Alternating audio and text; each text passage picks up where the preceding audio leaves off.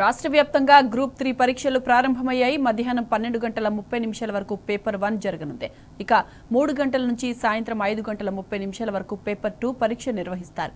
Group 3 పరీక్షల కోసం రాష్ట్ర వ్యాప్తంగా 1401 కేంద్రాల్లో మొత్తంగా 5.36 లక్షల మంది అభ్యర్థులు హాజరవుతున్నారు. వివిధ ప్రభుత్వ శాఖల్లో మొత్తం 1388 గ్రూప్ 3 ఉద్యోగాల భర్తీకి సంబంధించి 2022 డిసెంబర్లో నోటిఫికేషన్ జారీ అయింది. ఈ నేపథ్యంలో పరీక్ష కేంద్రాల వద్ద పోలీసులు 144 సెక్షన్ విధించారు.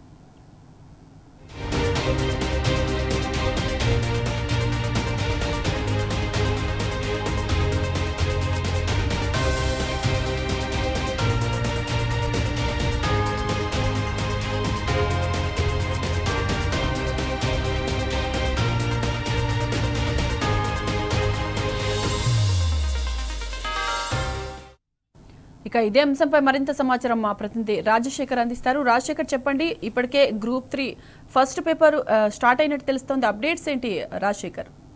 రాష్ట్ర వ్యాప్తంగా గ్రూప్ 3 పరీక్ష కొద్దిసేపటికి ప్రారంభమైంది. దాదాపు గంటన్నర ముందుగానే అభ్యర్థులందరినీ లోపలికి అనుమతించడం జరిగింది. ఆ తర్వాత 9:30 తర్వాత వచ్చిన అభ్యర్థులను ఎవరిని కూడా లోపలికి అనుమతించారు. చాలా చోట్ల అభ్యర్థులు 9:30 తర్వాత వచ్చిన వాళ్ళంతా వెనుక తిరిగిన పరిస్థితి మనకి కనిపించింది.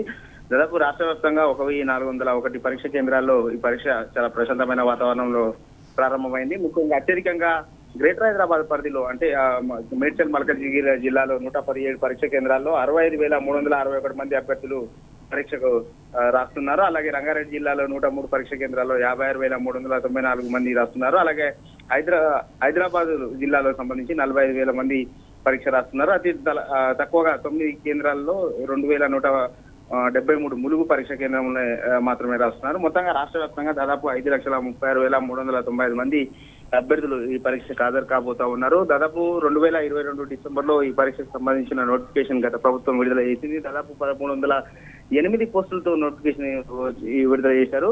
గతంలో గ్రూప్ 1, గ్రూప్ 2 పరీక్షలు ఉన్న నేపథ్యంలో వాయిదా వేసి తిరిగి ఇప్పుడు ఈ పరీక్షలు నిర్వహించడం జరుగుతుంది.